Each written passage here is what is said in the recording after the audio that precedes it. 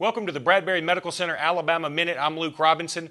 This week it may be the Bradbury Medical Center several Alabama minutes because there's a lot going on in the capstone, especially after Alabama's big win over the Michigan State Spartans, the co-Big Ten champions. Alabama absolutely dominated the Spartans 49-7 this past weekend in Orlando. The game was never close. Alabama dominated from start to finish. It was really something to watch and something that Alabama fans wanted to see all year long. Unfortunately, for Tide fans, Alabama never seemed to put it all together like that for an entire game until the very last game of the season when they already had 3 losses on the docket and were certainly out of the national championship hunt. But Alabama does finish with 10 wins, and when 10 wins is now a disappointing season, I think things are pretty good in Tuscaloosa right now. So kudos to the team. Big win for the SEC over the Big Ten again.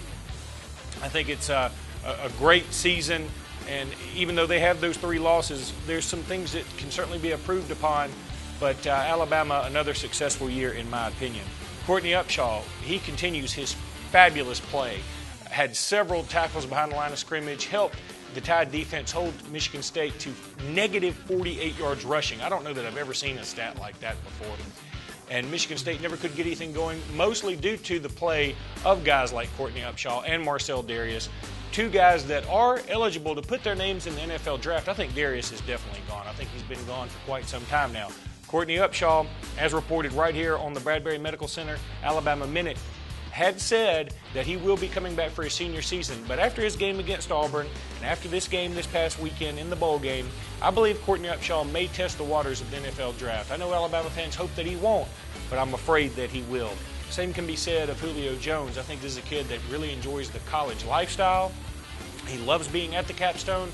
But again, I think the money's going to be too much. He's going to be a top 15 pick, no doubt, maybe even a top 10 pick. And when you're a top 10 pick in the NFL draft and you are eligible for the draft, you need to go ahead and put your name out there because you never know what's going to happen. You don't want to come back and have your stock ruined by a bad season or an injury. I think the right thing for Julio to do would be to move on. Even though it's a lot of fun watching him play college football, I believe that he definitely will move on. Same can be said for Mark Ingram. I think he's proven all he can prove on the college scene, and I think it's time for him to go ahead and test his skills in the NFL circuit, and I think that he will do just fine there.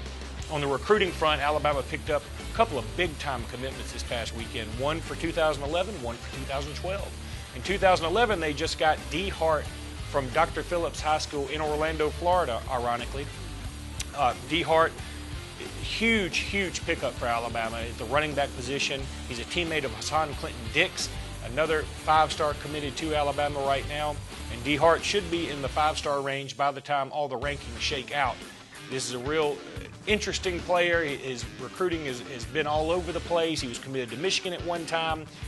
But I love this kid's highlight film, and I'm hoping that Justin's able to put some graphics up of him, and maybe we'll have some video for you later on. He is a lot of fun to watch. Scored 50 touchdowns this past year in Florida in the largest classification. That's saying a whole bunch. For 2012, Alabama picked up a kid named Reggie Ragland from Bob Jones High School in North Alabama. I saw Reggie as a 9th grader in the basketball state finals, and I was amazed at his athletic ability. This kid has all the talent in the world. He's a slam dunk top 5 player in the state of Alabama next year. Huge pickup for Alabama. He was just growing a little weary of the recruiting process. Also, Alabama awaits word tomorrow from Xavier Dixon, a kid out of Georgia, a defensive end who's going to be announcing at the Under Armour All-American game, which will be on ESPN tomorrow night. If you want to check that out, there'll be some other Alabama commitments in that game as well, and a few Auburn and other SEC commitments as well. So I think it would behoove you to check that game out. But Xavier Dixon will be making his announcement. It's down to Alabama and Georgia. I believe Alabama has the edge here, so I look for him to give his pledge to the Tide tomorrow. Also, Chris Casher from Faith Academy, another 2012 recruit, he will be making his announcement tomorrow between Alabama and Florida State. A lot of Alabama people think that it will be Alabama. I'm going to go against the grain here. I think that he's going to commit to Florida State.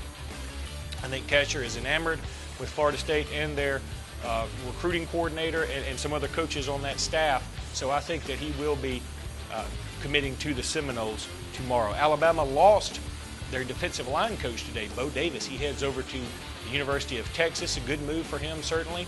I think that it was time for him to move on. I think the defensive line actually underperformed a little bit this year, so I think it was a good move for him to get a job in Austin, Texas.